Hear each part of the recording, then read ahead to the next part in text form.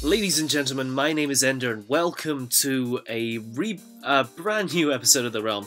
I understand it's been a very long time since I last did an episode of this for my channel. Exams are still going on, so unfortunately this will be one of a few review episodes before I do some major big content boosts in the form of my Heavensward diary. But in the meantime, I've got another MMO to talk about. So, let's begin with my Realm review of The Elder Scrolls Online, Tamriel Unlimited. So, if I'm being brutally honest with this game, I wasn't, when it first came out, it came out a few years ago, I think, and it was PC exclusive. So, that basically meant that it was only available for PC gamers. I was still very interested by it because it was Elder Scrolls. I'd loved Skyrim, and I kind of say that I did love Skyrim, but I wasn't really sure how that would translate into an MMO fashion, and from what I saw, the original release was bad. There was a lot of problems with latency issues, there was, it just didn't feel right. There were a lot of problems, like for example, one of the additions which allowed you to play as any race from the get-go, it was locked behind a subscription paywall, and that's not good. I mean, that paywall still exists, but it's an available thing with ESO Plus. Like, this, you can still do a subscription fee, and you get a currency called crowns, and you can use that to buy just tat if you want. It's completely optional, which I think is a very good step in the right direction. Basically, from what I've seen, I've only been playing it for a couple of days now, for a day or so now. But what I've seen, I've been incredibly impressed. So, let's talk a little bit about the story and the character creation in ESO Online. So, if you know your Elder Scrolls lore, like any good player of Morrowind, Skyrim, Arena, Daggerfall, and etc., you'll know that there are these things called the Daedric Princes, or I believe, it's forgive me, it has been a while. And basically, Molag Bal has unleashed himself on the world of Tamriel, and also the High Emperor of Tamriel is dead, and basically you have three warring factions, like, you have the you have, up here you have the Ebonheart Pact, you have the Daggerfall Covenant, and you have the Aldmeri Dominion, all fighting for control of Tamriel. This basically means that you are split up into three factions with your character creation, and your Vestir, or whatever they're called, I think they're called the Vestige. You meet the Prophet in this soul camp place. It's a bit like Solstheim, I suppose. And basically, it's up to you and you alone to sort out the shit, stop Molag Bal, and just fight the evil Daedra until further notice. As far as I can tell, again, it has only been about a day of gameplay.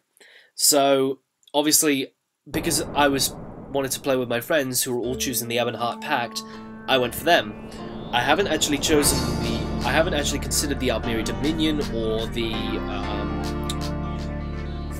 Daggerfall Covenant. I have been interested by them, but honestly, it doesn't really interest me that much.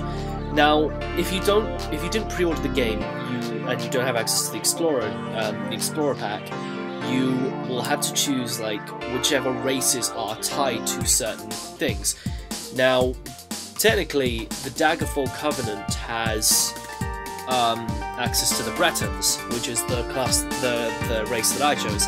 I chose the Bretons because they have high resistance to magic. Well, you sort of have various different classes, but you have the Sorcerer, you have the Templar, the Dragon Knight, and there's a fourth one. I think it's the Assassin or the Rogue.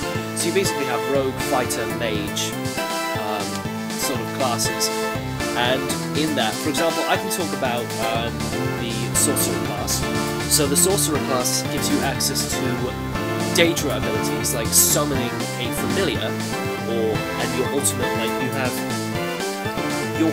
level up in the same way you did in Skyrim by using your abilities in that certain category. So, for example, me having my familiar out and my familiar like killing things upgrades my Daedric summoning ability, and using abilities like my Mage's Fury, which comes from the Stormcaller string, upgrades my Stormcaller powers. And then of course Dark Magic is another one, which by using my Daedric Shards I can increase my Dark Magic abilities. And I like this progression of like leveling up, and it helps you level up in the same way as it did in Skyrim. You would progress a certain amount in a level, and you get a level up, and you get a new skill point. Now with this, you can choose to unlock a new ability, you can choose to add a passive ability, or boost a passive ability, or you can morph abilities.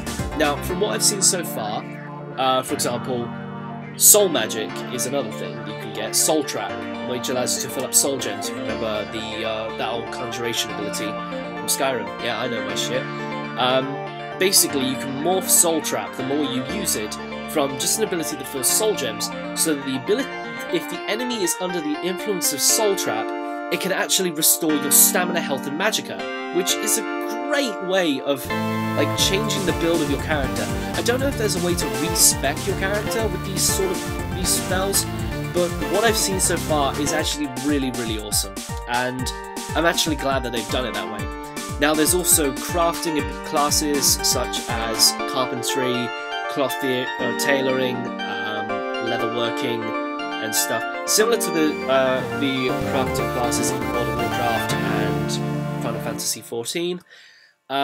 But they feel a lot more fleshed out. Like, you actually need to go out, and there's no gathering classes, you just find the stuff you need. Like, for example, for the tailoring you need jute, which is a type of like sort of like flax in a way. You need that in order to construct, like, you need to collect 10 of the jute in order to make like some crafting materials, and then you also need to get a modifier. Now, what's clever about the crafting is that it can be spec'd for certain races. So, as I'm a Breton, I need, in order to create, like, for example, a rope, I need like 5 jute. Then I also need the modifier, which is specific to my race, which is molybdenum, which is the Breton stuff. There's others like Orchicalum, which is orc stuff, or nickel, which I think is the imperial stuff. It's all very clever. And then you can also add a modifier as well, another special item, which increases like extra trait on the bar. And you can also improve it as your level improves. It's very well thought out. It's really, really clever. Obviously, it's still very early days. I would have to say.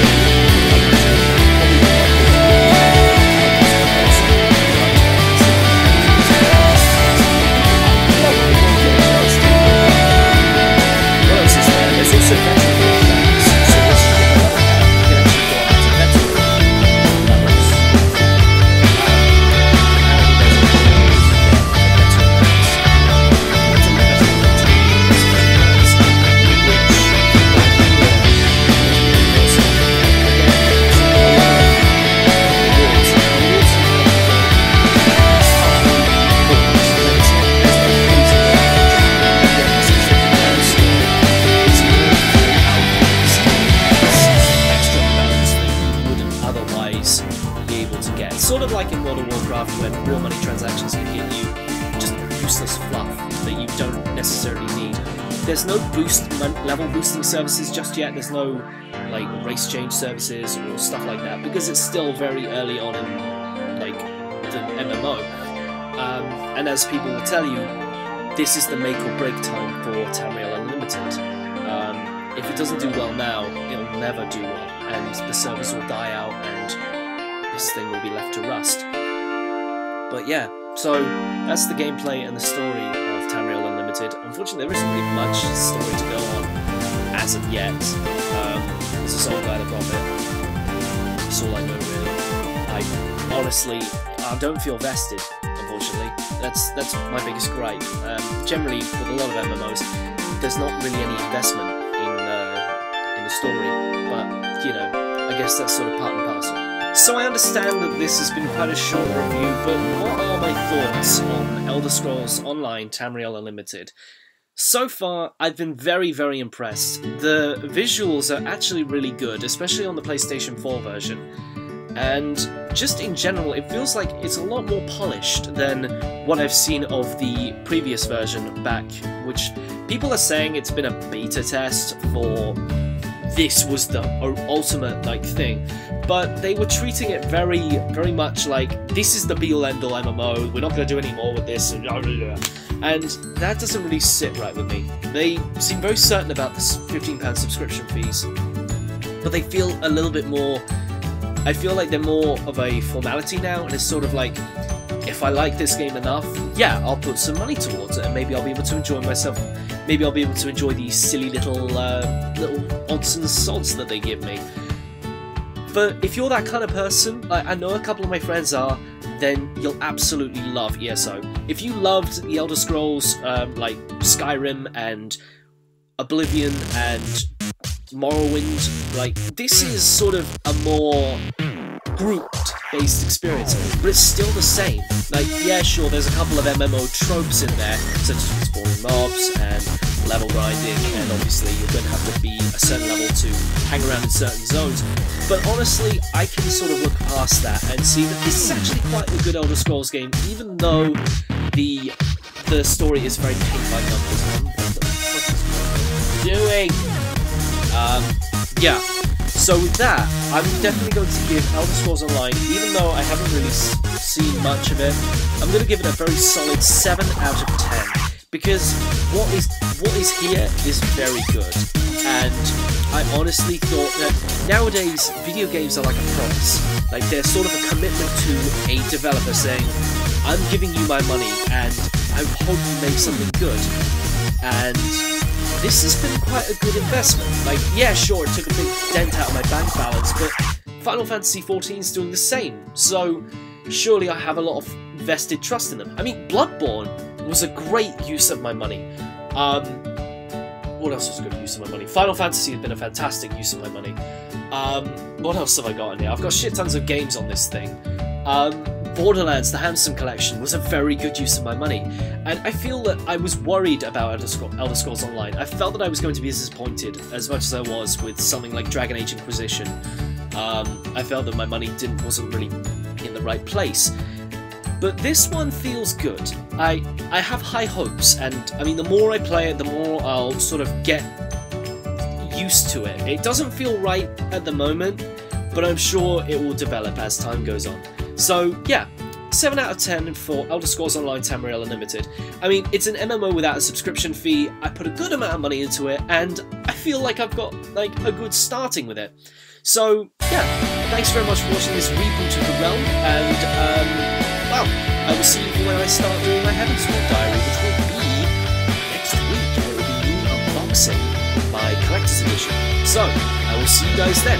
Thank you very much for watching, and don't forget to like and subscribe, and maybe recommend new games for me to review next time.